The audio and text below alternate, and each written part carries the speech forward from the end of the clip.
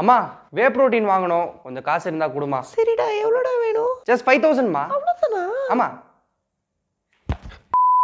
மக்களே, இந்த மாதிரி மாசம் 5000 10,000 அம்மா கிட்ட கேட்டு செருப்படி வாங்குறத விட்டுட்டு நெக்ஸ்ட் டைம் அம்மா காலையில தோசை சுடும் போது இந்த வீடியோ மட்டும் அம்மா கிட்ட போய் காமிச்சு, அம்மா எனக்கு இந்த மாதிரி வே புரோட்டீன்லாம் வேணாம், ஆனா இந்த வீடியோல வர மாதிரி தோசை மட்டும் சுட்டுதாங்க, அது போதும் அப்படின்னு சொல்லுங்க. உங்களோட தோசை இன்னும் புரோட்டீன் ரிச்சா மாறிடும். ஸோ ஃபஸ்ட்டு நம்ம சுட போகிறது முளைக்கட்டின பச்சைப்பயிறு தோசை. இந்த மாதிரி ஒரு பவுலில் ஜஸ்ட் இந்த அளவு இருந்தாலே போதும்.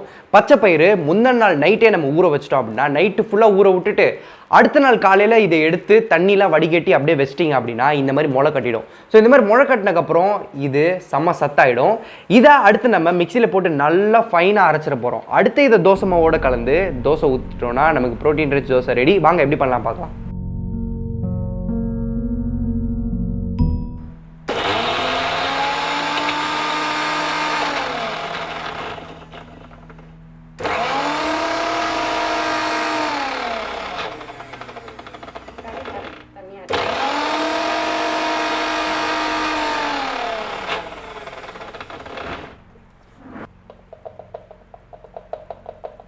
ஓகே, நல்லா அரைச்சிருக்கு. இருந்தாலும் இன்னும் ஃபைனாக அரைக்கிறதுக்கு லைட்டாக தண்ணி ஊற்றிடலாம். எஸ், லைட்டாக தண்ணி ஊற்றியாச்சு. மறுபடியும் அரைச்சிரும்.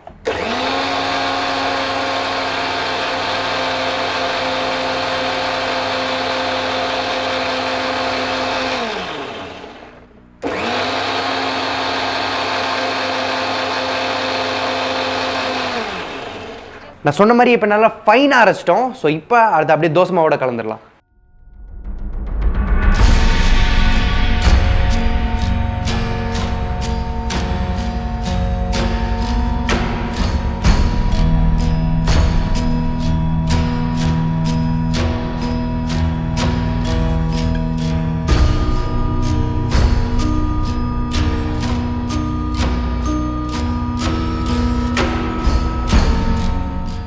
இந்த தோசை ஆல்மோஸ்ட் ரெடி ஆயிடுச்சு. இதில் லைட்டாக அந்த முளை கட்டின பயிரை மேலே தூவி விட்டுருவோம்.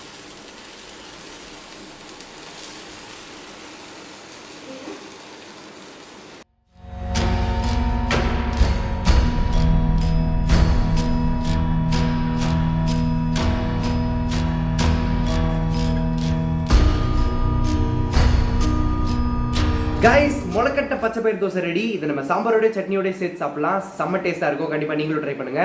இதில் உள்ள கேலோரிஸ் அண்ட் மேக்ரோஸ் இதுதான் செம்ம ப்ரோட்டீன் ரிச். ஓகே, அடுத்த தோசைக்கு நம்ம போகலாம். நெக்ஸ்ட் நம்ம சுட போகிறது சீஸ் தோசை. இதுக்கு நான் யூஸ் பண்ணுறது அமுல் பிராண்ட். நீங்கள் எந்த பிராண்ட்னாலும் வாங்கிக்கலாம். வழக்கம் போல் தோசை சுட்டுட்டு இந்த சீஸ் ஸ்லைஸை சின்னதாக பிச்சு போட்டுடலாம். அடுத்து அதை அப்படியே தோசையில் போட்டோம்னா சீஸ் தோசை ரெடி.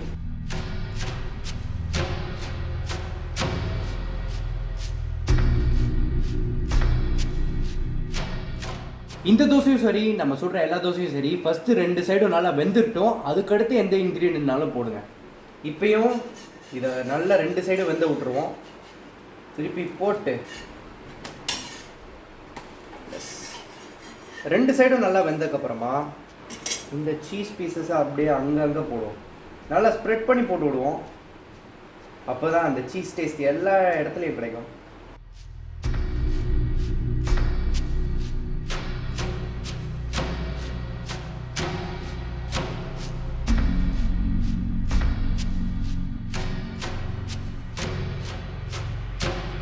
இந்த சீஸ் தோசை அல்டிமேட்டுங்க. செம்ம டேஸ்ட்டாக இருந்தது. கண்டிப்பாக நீங்களும் ட்ரை பண்ணுங்க. அண்ட் இதில் நமக்கு சாலிடாக ஒரு 5 grams ஆஃப் ப்ரோட்டீன் கிடச்சிரும்.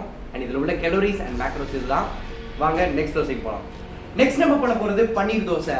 ஒரு பேக்கெட்டில் 200 grams இருக்கும். அது நம்ம 4 போட்டோம்னா 50 grams. ஸோ 50 grams ஆஃப் பன்னீர் தான் நம்ம நல்லா ஸ்ப்ரெட் பண்ணிவிட்டு அதை தோசையில் சேர்க்க போகிறோம். வாங்க.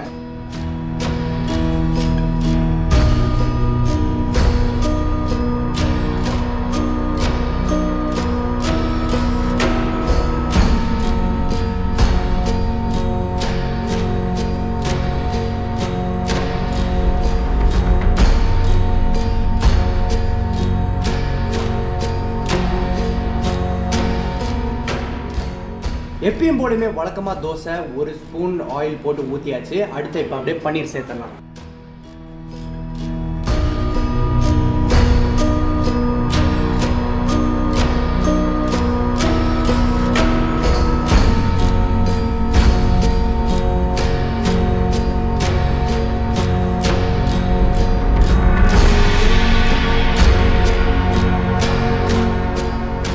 Nice guys, super dosa. அவ்வளோதான். இப்போ நம்ம கடைசி தோசை டைப் பார்க்க போகிறோம். Let's go for it. நீங்கள் வெஜிடேரியனாக இருந்தீங்கன்னா ஃபர்ஸ்ட் 3 தோசை ஆப்ஷனும் உங்களுக்கு. லாஸ்ட் ஒன்ல நம்ம முட்டை சேர்க்க போகிறோம். ஜஸ்ட் தோசை ஊற்றி முடிச்சதுக்கப்புறமா இந்த தடவை நம்ம திருப்பி போடக்கூடாது. அப்படியே ஒரு முழு முட்டையை உடச்சி ஊற்றிட்டா போதும்.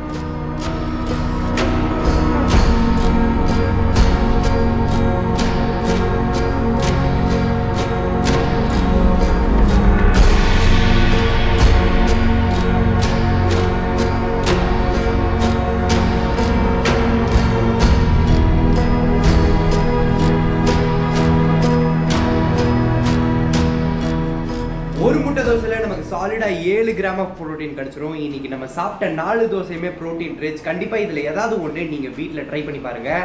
இனிமேல் அம்மா கிட்ட வே ப்ரோட்டீன் காசு கேட்குறது நிறுத்திட்டு இந்த மாதிரி தோசையை சொல்லுங்கள். இது ஹெல்த்தியும் கூட, நமக்கு ப்ரோட்டீன் ரிச்சாகவும் இருக்கும்.